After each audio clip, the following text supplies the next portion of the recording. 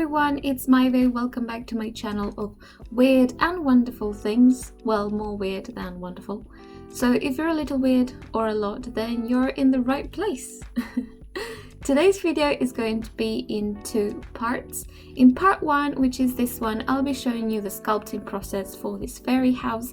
And in part two, I'll be showing you the painting process using our teza acrylic paints. Our teza is giving my viewers 10% off any purchase of their products.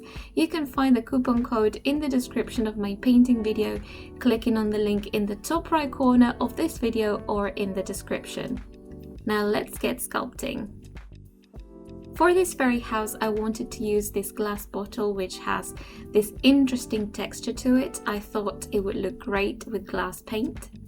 As for clay, I'm going to be using Super Sculpey in beige. After covering the bottle with a thin layer of fimo liquid, I wrapped it with a thick sheet of clay. I cut the excess off and blended all the joints.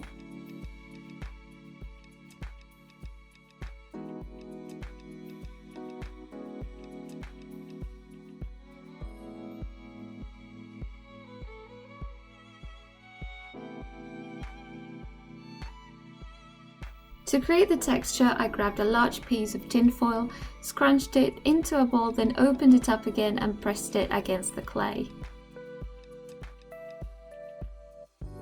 To make the windows, I used round cutters in different sizes, but one can also use a knife or blade.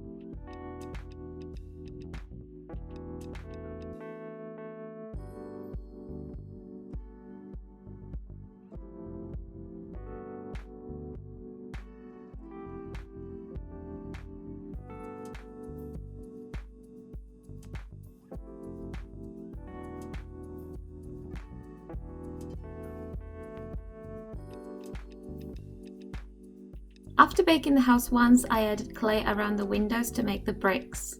I just quickly want to say that you should always let your polymer clay cool down before handling it and sculpting on it. First of all, you could burn yourself. Second of all, hot or warm clay is still weak and it might break. And third of all, if it's still too hot, it might actually partially cure the new clay that you're trying to add.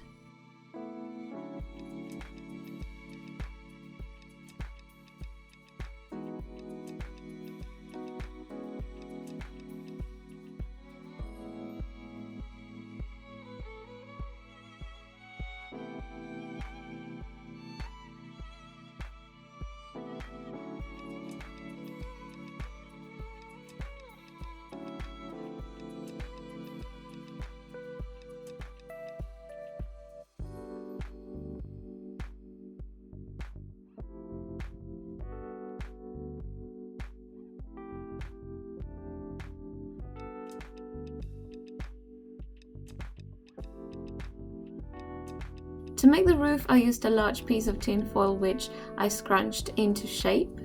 This will not only save you a lot of clay, but it will also help the clay cure evenly as it won't be too thick. I added clay on the top of the bottle, placed the tin foil roof and then covered the roof with a sheet of clay.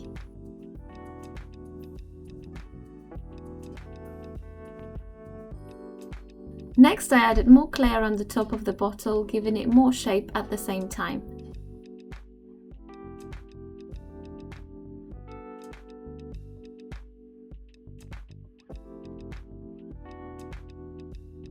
After baking the house again, I cut two very long strips and added them on the side of the house to make the sides of the roof and bonded everything with fimo liquid.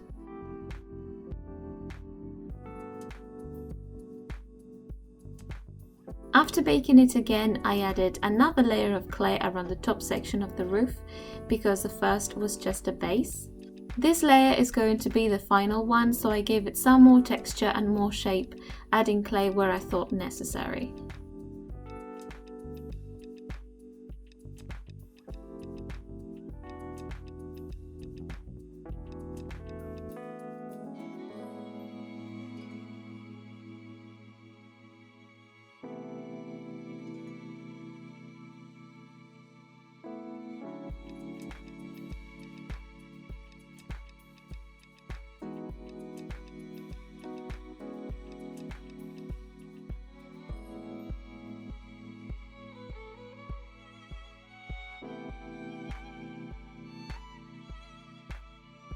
To make the curl ends of the roof, I rolled the clay into cylinders and blended them to the baked clay using fimo liquid as a bonding agent.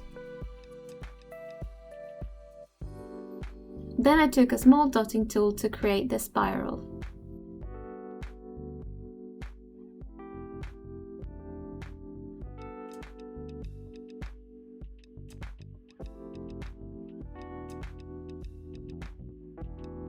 To make the tiles, I cut a rectangle of clay and added texture with a toothbrush in a brushing motion. Then cut the clay into strips and then tiles.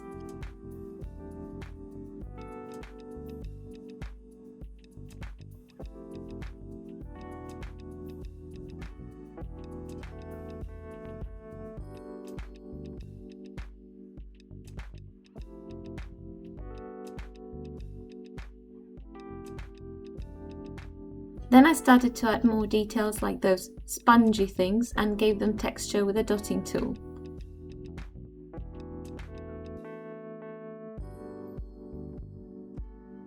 Next I added the last few bits on the door and baked the house one last time.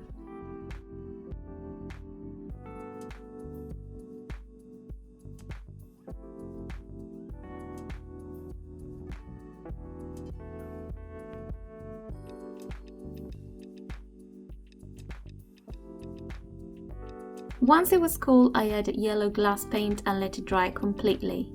I really hope you liked part 1 of my fairy house video. If you did, please give it a thumbs up so I know. And if you're new to my channel, hello, I'm Maive. I like to make weird and wonderful things out of polymer clay. So if you'd like to join in the weirdness and follow my journey, then subscribe to my channel and click on the bell button so you never miss any of my uploads. If you'd like to watch part 2 of this fairy house, which is the painting process using our teza acrylic paints, then click on the link in the description. I really hope to see you there. Thank you all so much for watching, have a great day and I'll catch you next time. Bye, ciao ciao.